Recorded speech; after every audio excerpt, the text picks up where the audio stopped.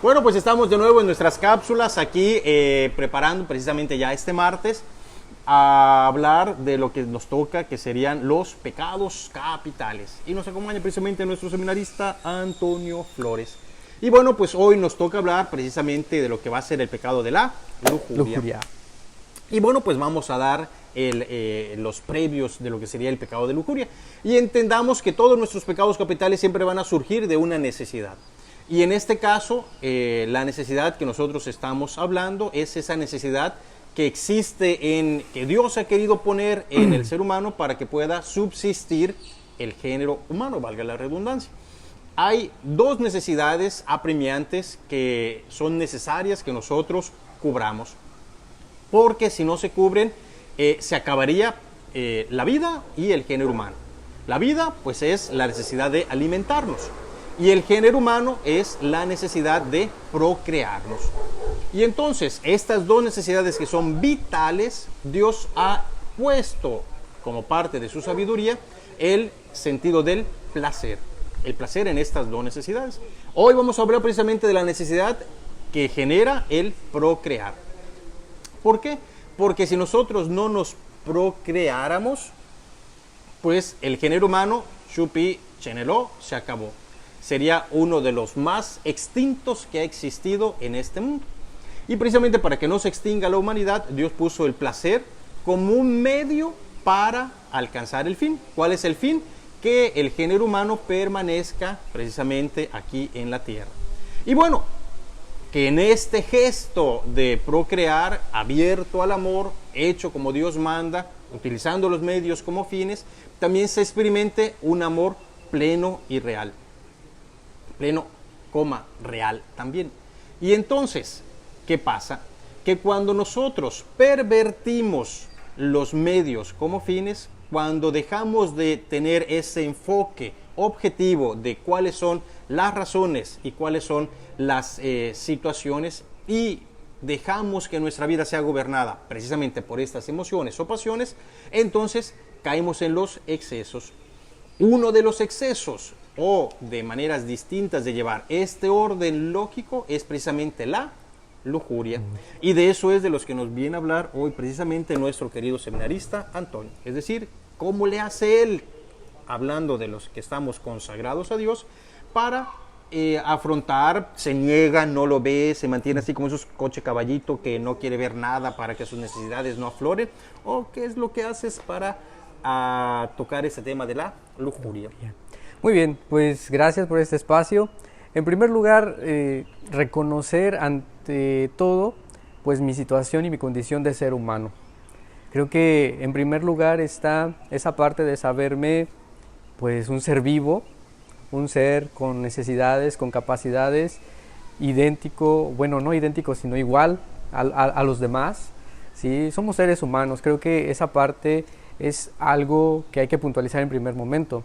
Y que no niego, pues que también tengo esa capacidad de sentir, de manifestar, de emocionarme.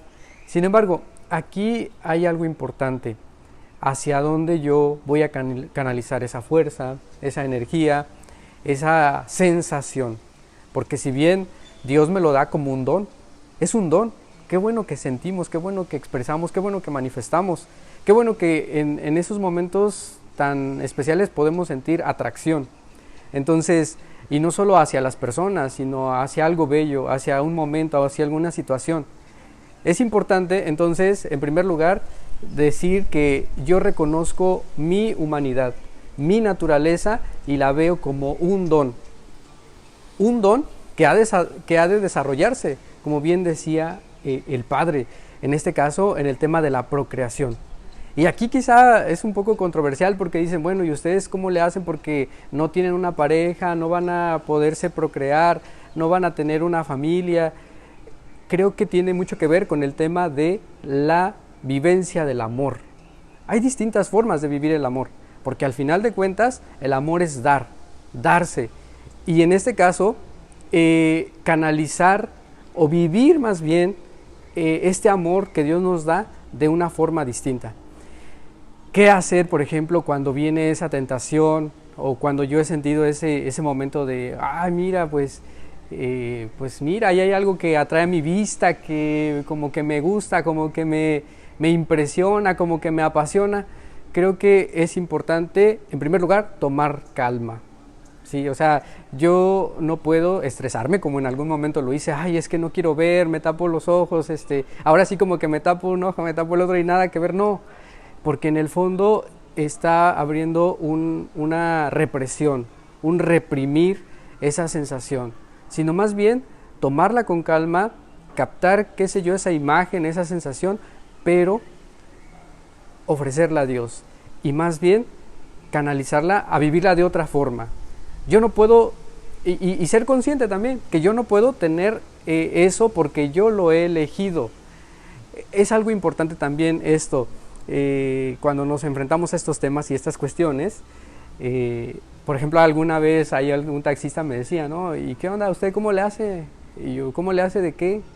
Pues sí, ¿cómo le hace? Pues ¿a poco nunca siente? ¿A poco nunca nada de nada? Bueno, mire, pues creo que es algo que también no está siempre presente en la mentalidad o en mi mente, ¿no? A veces creo que muchas de las personas nos lanzan preguntas por este tema, ¿no? Y a veces creo que son situaciones que hemos venido trabajando y que no están siempre imperando en nuestra mentalidad. Pero ¿cómo le haces? ¿Cómo sin nada de nada? Claro que sí, o sea, ¿cómo le hago? Pues vivo esta experiencia del amor desde otra perspectiva. Y entonces, bueno, tampoco vamos a reducirlo a una mera terapia ocupacional, ¿verdad? Así como que pues me dedico a otra cosa, pienso en otra cosa, hago deporte, escribo una película, una serie, qué sé yo.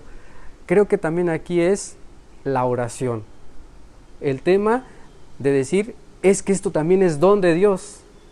Y si Dios me lo ha pedido, Dios me lo va a dar. Y ahí es un tema que lo relaciono mucho con la castidad, que es vivir la castidad, pues ese sentido de, en este momento, yo me niego a utilizar estos dones, estos medios, con un fin perverso, ¿sí?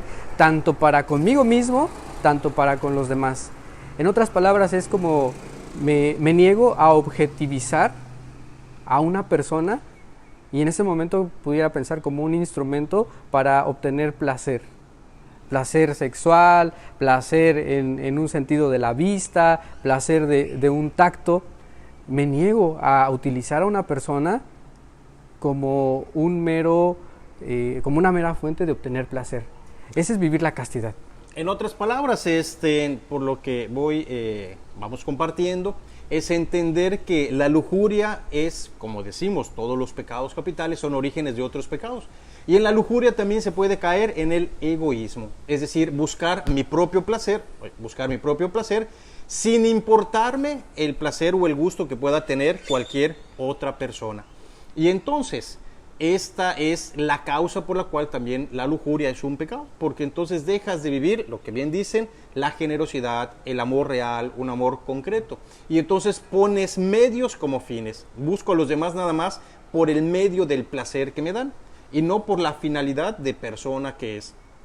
Busco entonces un acto genital, un acto de intimidad, no abierto a una experiencia de amor, sino abierto simplemente a sentir, a querer, a experimentar cosas que no son precisamente la finalidad para la cual tú debes estar bien enfocado. Y entonces, en este caso, podemos decir que la lujuria es gobernar tu vida por placeres, por comodidades, es gobernar tu vida nada más por la sensibilidad que te da esta necesidad que todos nosotros tenemos. ¿Cuál es como la contra? ¿Cuál es lo que sería como la vacuna? El sentido de la castidad. La castidad que te ayuda a mantener los medios como medios para alcanzar fines verdaderos. La castidad que te ayuda a ser objetivo y no dejarte gobernar precisamente por esas emociones y sentimientos. La castidad que te ayuda a saber respetar a la otra persona, porque incluso se puede ser casto dentro de un matrimonio. La castidad no significa que ya nada de nada, se cheneló, se acabó, nunca más y no voy a ver. No, la castidad es esa actitud de vida con la que yo asumo esas propias necesidades, especialmente estas que estamos hablando de la lujuria. Y en ese sentido, entonces, nosotros podemos luchar contra estas fragilidades manteniendo precisamente la objetividad en la castidad. Claro, para obtener una verdadera castidad, pues a Dios rogando y con el mazo dando. Hay que rezar, hay que pedir, pero también hay que trabajar la voluntad. Es decir, en mi caso, si yo veo por allá alguna chica muy agraciada, y yo pudiera en mi mente decir, ay, mira, qué bien, que no sé qué, y que esto, y que por allá. Sí, ciertamente, darle rienda a esa imaginación y a esas cosas, pues me va a generar a mí más sentimientos y más emociones y aflorar más esas pasiones que a veces están desordenadas. En cambio, si yo digo, ah, mira, voy a rezar por esta muchacha para que así como es bonita por fuera, también sea bonita por dentro. Para que se dé cuenta que la belleza externa debe ser reflejo de una belleza interna. Y entonces yo hago que la belleza de esa mujer ya no se convierta para mí en causa de tentación. Porque entonces la estoy viendo como una mujer integral. Y bueno, en el caso de las mujeres pueden aplicarlo en sentido para con los hombres. Entonces, hoy, ¿a qué te invitamos? A que seas consciente de no dejarte llevar precisamente por tus pasiones. Que no le des rienda suelta a esos gustos y a esas maneras de vivir que están desorientándote a un verdadero amor. Y que practiques este sentido de objetividad. Que seas consciente. No hagas lo que no te gustaría que te hagan. Si tú eres todo un Adonis, toda una persona hermosa por fuera, pues que también lo seas por dentro. Y entonces trata a los demás como quieras que te traten. Pues muchas gracias, mi querido Antonio. Gracias por ustedes por este espacio y nos seguimos viendo en la siguiente cápsula. La bendición de Dios Todopoderoso, Padre, Hijo y Espíritu Santo, desciende sobre ustedes, les acompañe hoy y siempre. Amén. Hasta la próxima. Si tuvieras fe como un granito